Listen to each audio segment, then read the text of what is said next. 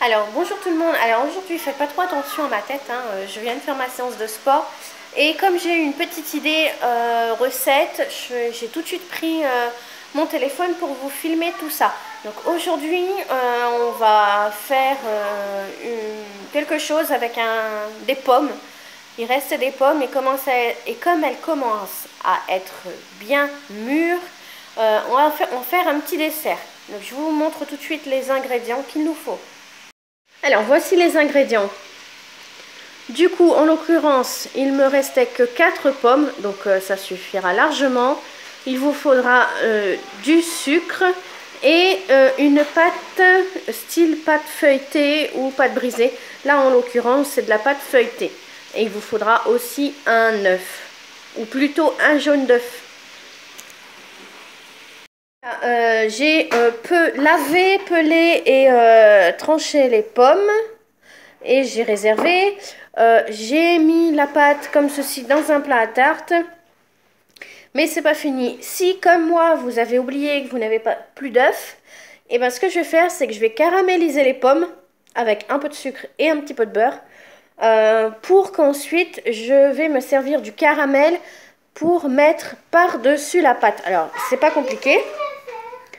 On va mettre les pommes une fois caramélisées dans la pâte. Ensuite, on va refermer. C'est pour faire une calzone. Et on va refermer et on va mettre le caramel dessus.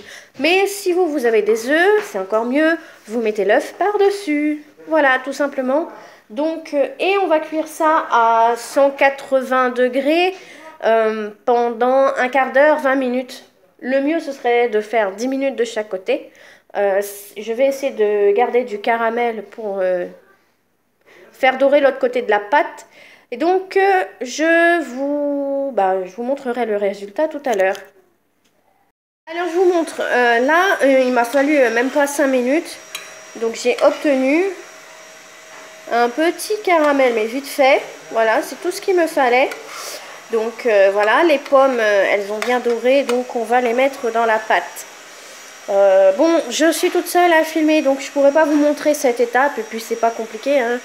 On étale et puis basta. Et je m'excuse pour le bruit d'aspirateur. Alors voilà, voilà à quoi ça ressemble une fois qu'on a fermé. Et j'ai enroulé les extrémités. Un de ces jours, je vais péter un câble avec ces téléphones de merde là. Chaque fois, ça fait le focus là. Putain, ça me saoule. Bref, excusez-moi, petit aparté. Donc, il me reste bien un peu de caramel. Donc, avec mon pinceau, comme je vous ai dit, je n'ai plus d'œufs, eh bien, je vais mettre par-dessus. Et on verra si ça caramélise bien, si c'est bien doré après.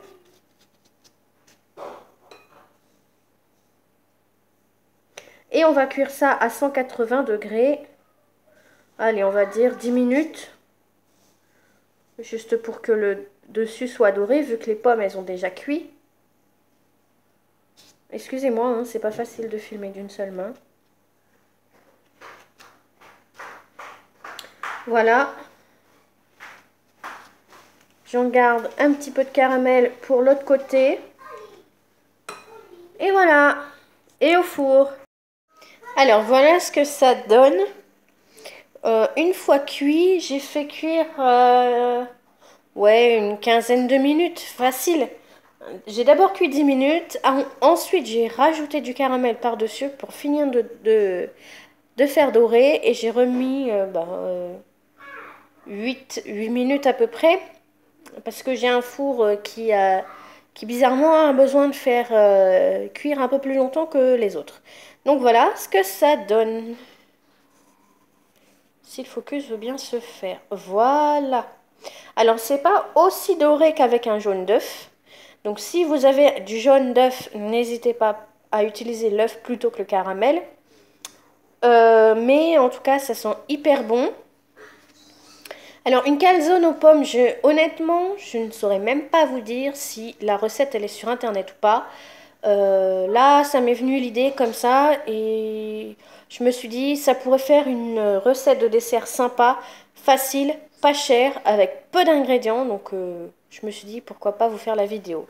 Donc voilà, on va les déguster tout ça. Et nous, on se retrouve bientôt pour une prochaine vidéo. En attendant, je vous fais des gros bisous. Bye!